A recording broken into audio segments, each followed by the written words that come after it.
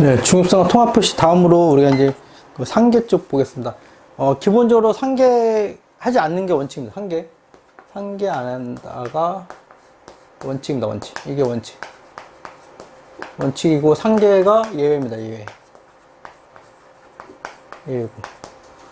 상계라는 거는 기본적으로 이제 자산, 우리가 그 채권, 동일 거래처. 그러니까 거래처한테 채권도 있고 채무도 있을 때 상계에서 순액으로 보고하는 것을 상계라고 그러고, 우리가 재고자산 같이 재고자산이라든지 재고자산 같이 이제 우리가 취득원가, 재고자산 이제 원가가 있고 원가 부분이 있고 우리가 평가로 충당하는 부분이 있습니다. 이렇게 이런 식으로 이 평가하는 부분이 있으면 얘를 장부가액으로 보고하는 경우도 있죠. 장부가액으로 이제 보고하는데 이런 거는 상계라고 표현하지 않습니다. 얘네들은. 그러니까 상계는 동등한 위치, 동등한 계정 과목별로 이제 하는 거고, 얘는 이 평가라는 계정은 얘 서브 계정이에요. 서브 계정이기 때문에 이런 것들을 합쳐서 보고하는 거를 상계라는 표현하지 않습니다.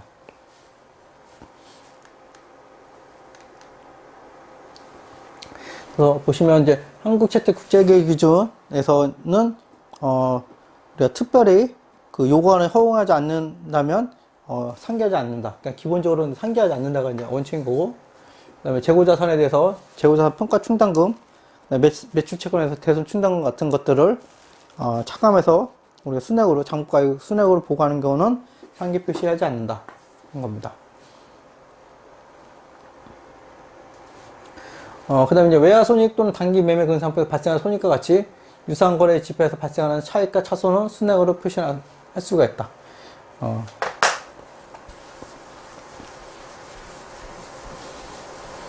이런 거는 왜 써있냐면, 우리가 이제 그 IFRS 기준서 자체가 이제 제조업만 해당되는 게 아니라 모든 업종에 해당하기 때문에, 이제 금융업 같은 경우들은 이제 외환거래가 이제 빈번한 회사들 있잖아요. 그런 경우는 그 상계하지 않고 총액으로 비교하면 이제 그 자산, 그 거래 내역이 부풀어지는 거예요. 그래서 실제로 이제 정보 이용자한테 오해를 불러일으킬 수 있기 때문에 그런 것들은 이제 차익과 차손 같은 거는 순액으로 표시할 수가 있는 겁니다. 그렇지만 당연히 또 중요한 경우에는 구분할 수가 없는 거예요. 네, 보고빈도는 우리가 이제 1년마다 작성하는 겁니다. 보고빈도는. 지금 우리가 하고 있는 거는 중간재무가 지금 처음에 나온 것처럼 중간보고가 아니에요. 중간보고가 아니고 연차보고 개념으로 하는 겁니다. 연차보고 하는 거라서 이 빈도가 나오는 거예요. 그래서 전체 재무제표는 적어도 1년마다 작성한다. 네. 1년을 초과하거나 미달하는 거는 뭐 다음 사람 추가로 보고한다. 그래서 기본적으로 우리가 보고 빈도는 1년을 하고 있습니다.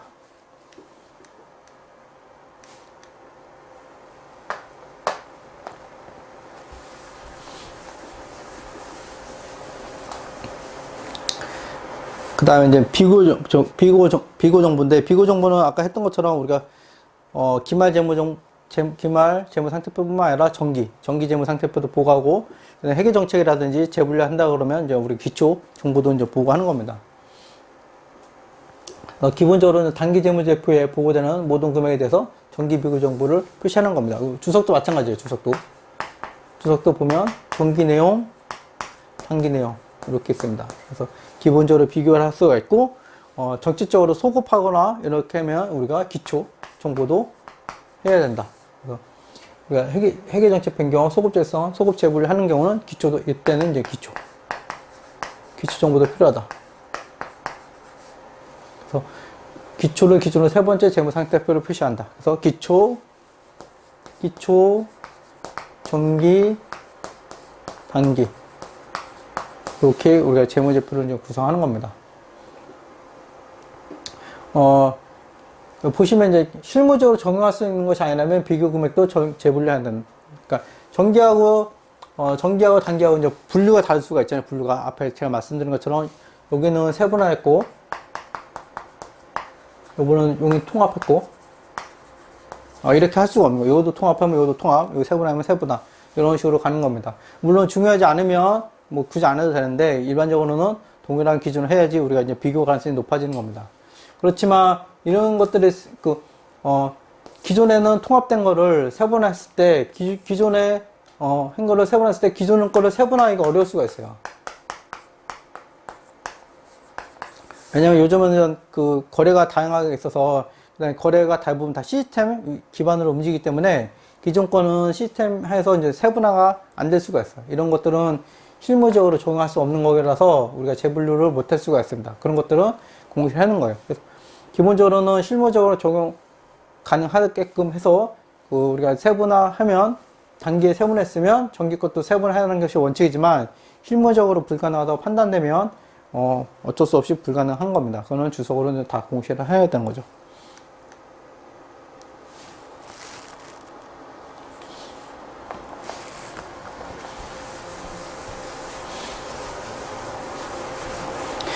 지금 나온 것처럼 이제 재무제표 항목의 표시와 분류는 우리가 극히 예외적인 거에는 매기 동일해야 되는 겁니다.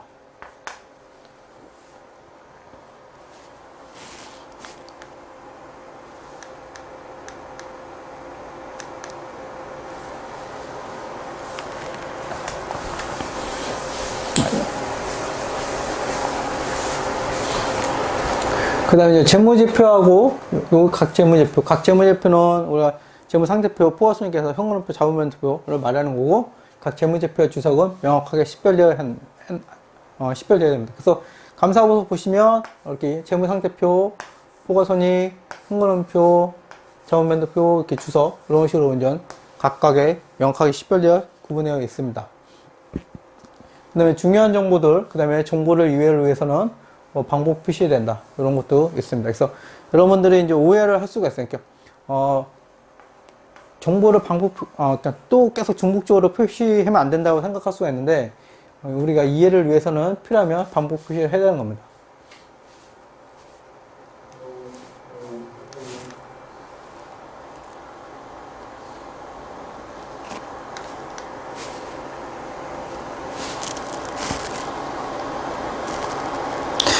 이제 본격적으로 이제 우리 재무상태표에 대해서 이제 보겠습니다. 재무상태표.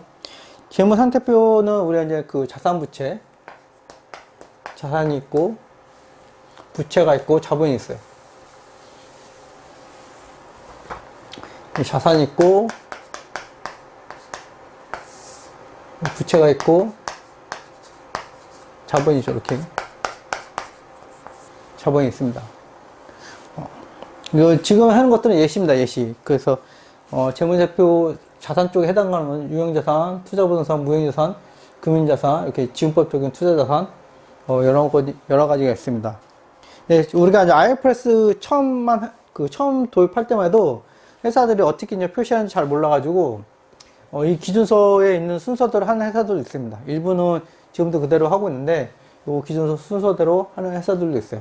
굳이 이렇게까지 할 필요는 없습니다. 여기서 나오는 것들은 예시입니다, 예시.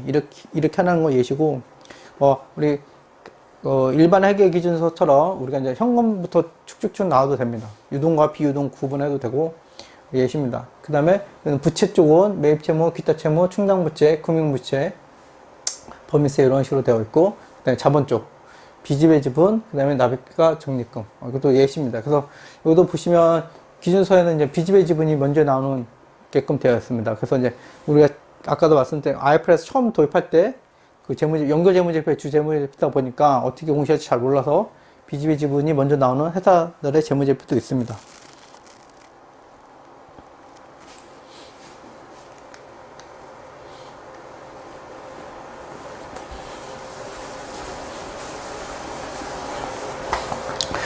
유동과 이제 비유동, 이 방법은 유동과 비유동을 이제 구분하는 거예요. 유동과 비유동을 구분하는 경우, 그럼 이연범위세 자산은 어떻게 되냐?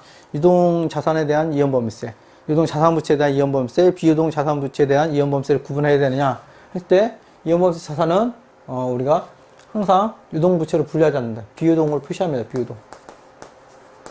요거는 우리 이연범위세 회계, 법인세 회계 쪽에서도 이런 식으로 정의가 되어 있습니다. 법인세 회계에서도 이연범위세 자산부채를 유동과 비유동으로 구분하지 않고 다 비유동으로 처리하게끔 되어 있습니다.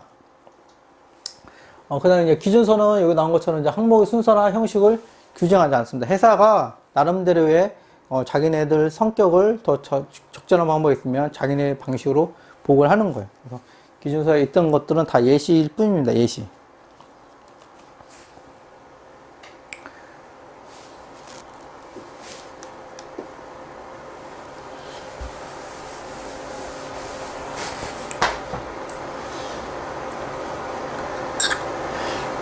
그 다음에 유동성 순서라는 거는 우리가 현금으로 자산 부채가, 그러니까 자산이 현금화되는 정도를 말하는 겁니다. 유동성. 그래서 이런 것들은 유동성 순서를 지킨 데는 주로 어느 업종이 중요하냐면, 이제, 제조업보다도 이제 금융업 쪽은,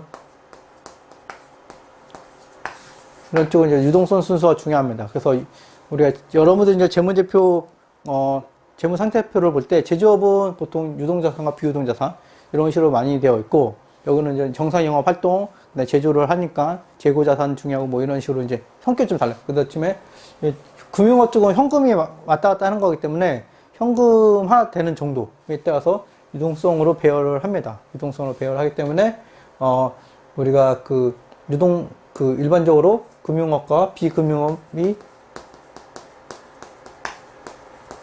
우리 재무제표 표시하는 게 달라요. 그래서 요즘은 이제 연결재무제표의 주재무이기 때문에 모회사가 비금융이고 종속회사가 금융업이면 기준을 하나로 가야 하기 때문에 종속회사를 이렇게 회계정책을 일치시켜야 되기 때문에 비금융업으로 이제 맞춥니다.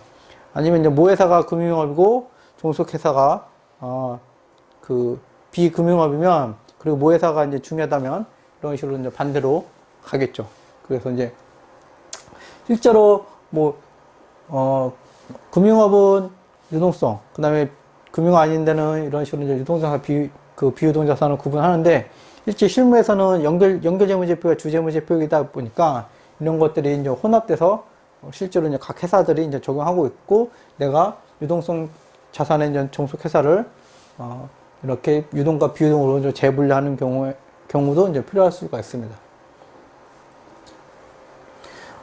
그리고 이제 이런 경우가 이제 예외예요. 유동성이 예외인 거고, 우리가 일반적으로는 유동자산과 비유동자산, 유동부채, 비유동부채로 재무상표에 구분하여 표시합니다. 요게 이제 일반적인 내용이고, 앞에 부분이 예외인 겁니다.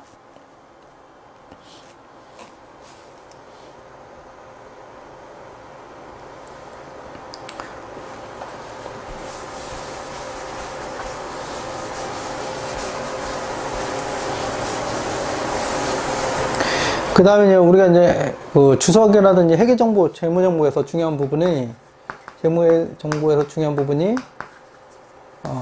각 리스나 뭐 이런 것들 다 보시면 12개월 이내 회수할 거, 12개월 후에 회수할 거, 이런 식으로 구분했습니다. 그래서 12개월 후에 회수되거나 결제될 것으로 기대되는 금액을 별도로, 12개월 기준으로 우리가 나누는 거예요. 12개월 이내에 현금 회수되는 것들, 12개월 이내에. 이거 왜 했냐면 앞에 나왔던 계속기업하고 단연 관련이 있습니다. 이 회사가 현금이 들어와야지, 현금이 있어야지만 회사가 운영되기 때문에, 이익 난다고 회사가 이제 운영되는 게 아니라 현금이 있어야지만 계속 기업으로서 존속이 가능한 거예요. 그렇기 때문에 이 정보가 상당히 중요하다. 그 다음에 이제 영업주기도 이제 나오는데, 영업주기도 중요한데, 영업주기 내에서 제한할 용역을 제공하는 경우, 그러니까 일반적으로는 제조회사겠죠, 제조회사. 이런 회사들은 재무상태표에 유동자산과 비유동자산, 유동부채, 비유동을 구분해서 표시한다. 그래서 이런 것들은 제조업이 여기에 해당되는 겁니다. 제조업들은 그래서 일반적으로 유동과 비유동으로 처리를 하게 됩니다.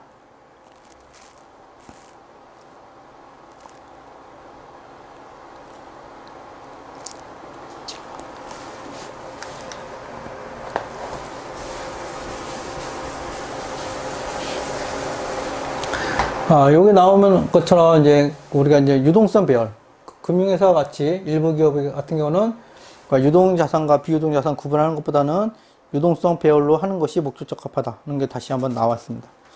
그래서 이런 영업주기는 보통 우리가 도소매업도 중요하고 제조업, 그러니까 금융업 아닌 데들은 이렇게 일반적으로 영업주기가 중요한 거고, 금융업은 우리가 유동성 배열이 중요하다고 보시면 됩니다. 그리고 이제 혼합 보시면 혼합도 허용됩니다. 혼합도. 그러니까 자산과 부채의 일부는 유동, 비유동 구분법으로, 나머지는 유동성 순서에 따라서 표시 방법으로 허용된다. 아까 이런 것도 혼합법에 허용돼요. 아까 제가 얘기한 것처럼 연결재무제표 연결재무제표가 우리가 이제 얘가 메인이다 보니까 연결에서는 금융업도 있고 비금업도 있고 이렇게 여러 업종이 이제 섞여 있어요. 섞여 있기 때문에 하나로 해결돼서 보고하기가 생각보다 쉽지 않습니다. 그래서 이렇게 혼합 표시 방법도 허용해 주는 겁니다. 요것도 이제 여러분들이 기억해 주면 됩니다. 근데 실무에서는 실제로 웬만해서는 이렇게 혼합법을 잘 표시하지 않으려고 그래요. 실무에서는. 하나의 기준으로 가려고 그럽니다. 그렇지만 기준서상에서는 이렇게 혼합 표시 방법도 허용한다. 이걸 알고 계시면 됩니다.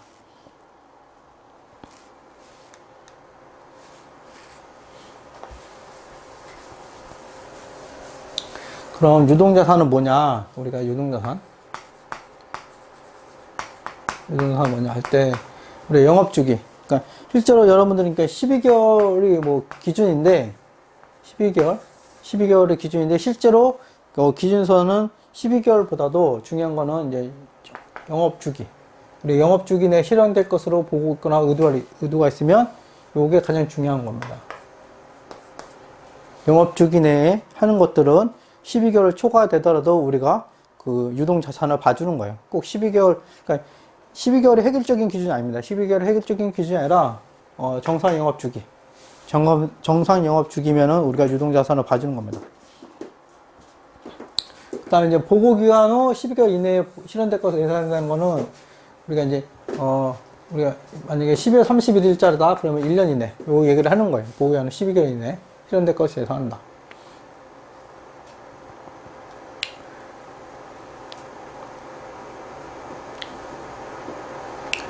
그 다음에 이제 비유동자산의 개념은, 우리 자산이 유동자산을 정의해주고, 나머지를, 비유동자산을 해주는 겁니다.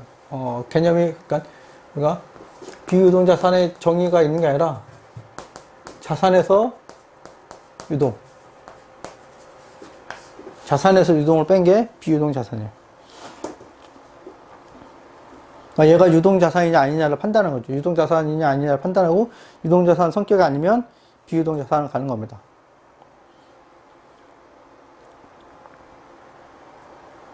그러니까 자산에서는 유동이 많을수록 좋은 거고, 현금이 빨리빨리 되니까.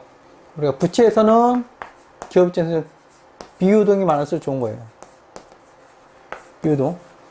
그러니까 이게 이제 많은데, 그래서 기업회계 기준서에서는 이제 유동에 대해서 엄격하게 하고 있고, 부채에 대해서는 비유동이 가는 거에 대해서 엄격하게 하고 있어요. 그러니까 이런 취지는 웬만하면 비유동, 이런 개념인 거예요. 이 취지는 그러니까 웬만하면 비유동 자산, 그다음에 부채는 웬만하면 유동 부채, 이런 식으로 가는 겁니다. 이게 이제 기준서의 취지라고 보시면 돼요.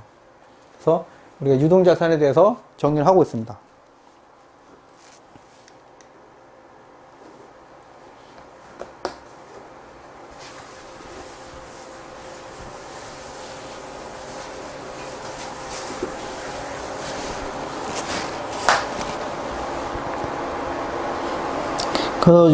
유동자산을 할 때는 우리가 이제 영업주기가 중요하고, 영업주기는 그럼 어떻게 정의되냐면, 우리가 이제 취득부터 해수. 자산을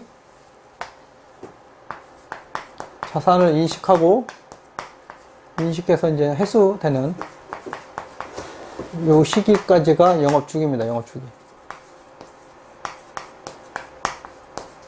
영업주기고, 그 다음에 이걸로 이제 특정하기 어려운 거, 회사가 이제 관리를 뭐 잘못하든 하든, 영업주기가 측정하지 않을 때는 그냥 12개월로 보는 거예요. 12개월.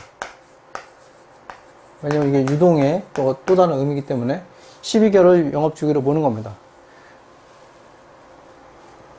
그렇지만 우리가 재고자산 같은 것들, 재고자산이라든지 매출채권 같은 것들은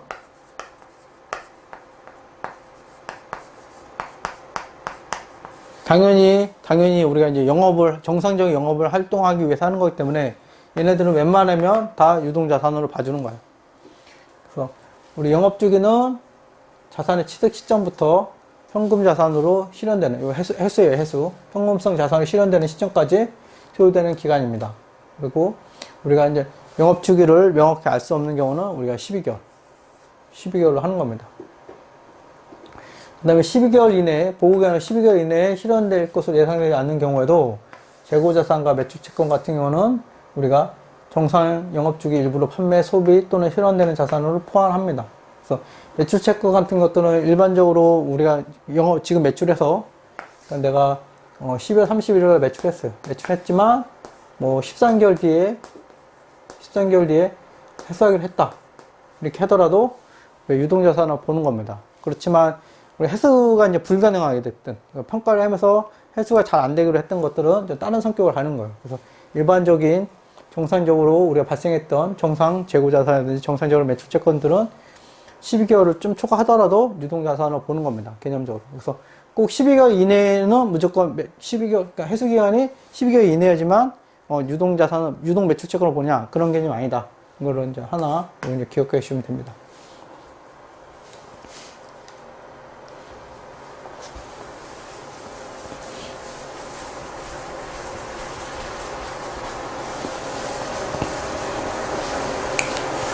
다음 유동부채입니다. 유동부채. 시험에서는 유동자산 성격보다도 유동부채 쪽에서 이제 시험에 좀 많이 나옵니다. 유동부채 쪽은 여러분들이 좀 자세히 볼 필요가 있습니다. 유동부채. 그러니까, 계속 기본적인 개념은, 부채는 웬만하면 웬만하면 유동부채를 보라는 거예요. 웬만하면 유동부채. 이게 이제 기본 컨셉입니다. 기본 컨셉. 비유동을 보려면 명확하게, 그러니까 이게 차입금 때문에 그런 겁니다. 차입금, 요게 구분이 차입금 때문에 그런 건데, 차입금은 일반적으로 이제 여러분들도 금융기관한테 대출 받거나 그러면 아시겠지만, 우리 보통 1년으로 차입하더라도 재연장하는 경우가 많습니다. 재연장. 연장이 쭉쭉 됩니다. 연장이 쭉쭉 돼요. 그래서 최초에는 받을 때는 유동부채를 받지만 재연장이 분모하거나 이렇게 하면 회사로서 이제 비유동으로 넘어갈 수가 있는 거예요. 근데 당연히 금융계에서도 이제 마음대로 이제 연장을 해주는 게 아니라 조건을 걸겠죠. 이러할 때는 네가 당장 갚아야 돼. 이런 식으로 이제 조건이 있는 겁니다. 이렇게 조건이 무조건적인 거 아닌 거죠. 그러니까 무조건적인 연장이 아니면 유동부채를 보는 거예요. 그래서 기업 입장에서는 무조건적인, 나한테 오로지 연장할 수 있는 권한이 있고 상대방이 해지할 수, 이런 게 없을 때만 비유동으로 볼 수 있는 거고, 약간의 이제 경계가 좀 있다. 그러면 이제 마음대로 안 된다. 기업 입장에서 마음대로 연장하는 게 자유롭지 않다. 그럼 유동부채를 보는 겁니다. 그래서 이런 것들이 이거 중요한 겁니다. 그래서 몇 년 전에 우리 이제 금감원에서 우리가 감사 중요 직전상으로 부채, 이런 유동과 비유동을 제대로 나누고 있는데도 한번 우리가 감사 중점상으로도 했었습니다. 중요한 겁니다. 그 부분은 중요한 거고, 그래서 보시면 유동부채를 우리가 이제 구분하는 기준이, 재고랑 자산과 똑같이 정상 영업주기 내 결제될 것으로 예상하고 있고, 그 다음에 이제 12개월 이내 할 수 있고, 네, 이게 제일 중요한 겁니다. 4번이. 무조건적인 권리, 연장할 수 있는, 아까 제가 말씀드린 것처럼 연장할 수 있는, 연기할 수 있는 무조건 권리를 가지고 있지 않다면 우리가 유동부채가 되는 거예요. 그러니까 무조건적으로 연장할 수 있는 거예요. 기업 입장에서 어떤 상황이 와도 내가 연장할 수 있어. 그러면 우리가 유동부채 아니라 비유동으로 갈 수가 있는데, 그렇지 않으면 우리가 유동부채를 갈 수가 있는 겁니다. 상당히 중요한 겁니다.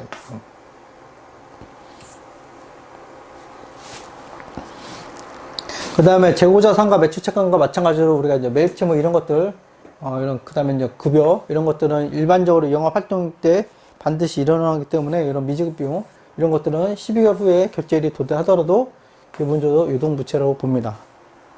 그래서 무조건적으로 여러분들이 12개월 이내에는 유동자산, 유동부채, 이게 아니고 이런 영업의 필수적인 것들, 재고자산, 매출채권, 채무, 급여, 이런 미지급 비용 같은 일반적인 영업활동은 결제율이 12개월이 좀 초과하더라도 정상 영업 주기 이런 거로 이유가 있으면 우리가 유동부채로 분류할 수가 있습니다.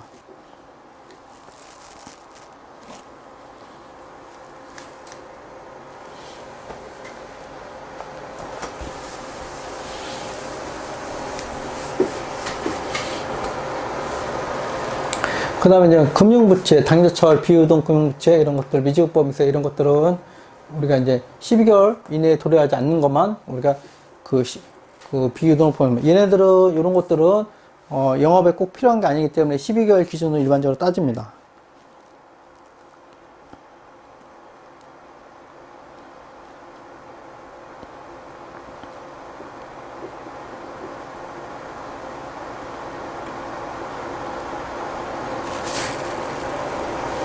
그 다음에 이게 좀 중요한 부분인데, 보고기간 후에 12개월 이내 결제에 도래하면 유동부채를 분류하는데, 다음에 해당하는 경우라도, 이럴 때라도 하는 거예요. 보고기간 후에. 원래의 결제기간이 12개월 초과하고, 그 다음에 발행 승인 전에 상환하기로 약정하고, 제조하는 약정이 체결. 그러니까, 보고기간 후에, 그러니까 12월 31일. 12월 30일이 보고기간이면, 요 후에 뭔가를 하고 있는 거예요. 뭔가 하고 있고, 요 기준으로는, 유동인 거예요, 유동. 유동인 거고, 요 기준에 뭔가 해서 얘를 비유동으로 가더라도 우리 시점은 요 시점으로 판단하는 거예요. 요 시점을 판단하기 때문에 얘는 유동이 되는 거예요. 이 얘기입니다. 말이 좀 어렵게 써 있지만,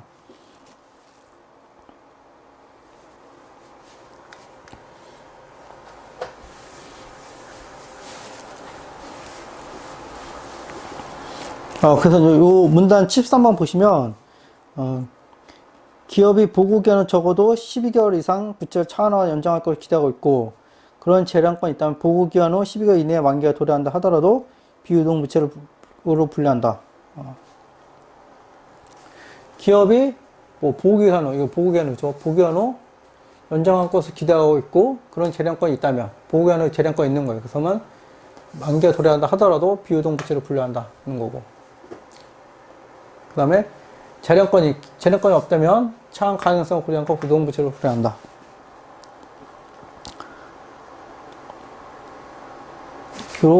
이 얘기가 앞에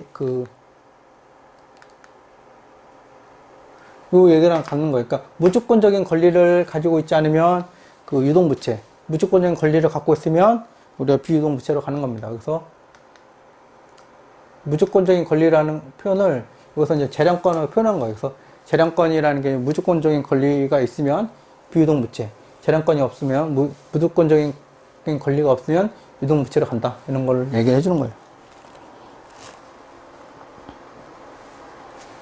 그래서 보고기간말 이전에 우리가 장기 차입 위반했을 때, 그러니까 벌써 보고기간말 이전이기 때문에 유동부채가 된 거예요. 유동부채가 이미 여기서 유동부채가 된 거고, 대여자가 즉시 상환 요구할 수 있는 채무, 대여자, 그러니까 금융기관이 이로 위반했을 때 즉시 상환 요구를 할 수 있는 채무는 보고기간 후 어떻게 보완하더라도, 합의하더라도 유동부채로 분류하는 겁니다.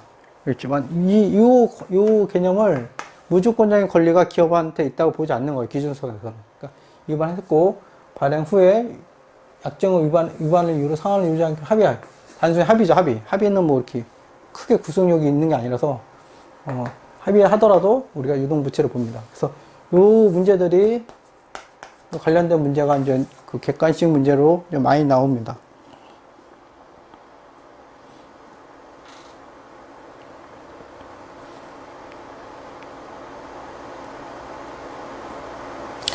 그러니까 요 말들이 좀씩 다른데, 이거 보시면 보고기간 이전에 이제 비슷한 거예요. 비슷한데 대여자가 즉시 상환을 요구할 수 없다면 그 부채는 비유동부채로 간다.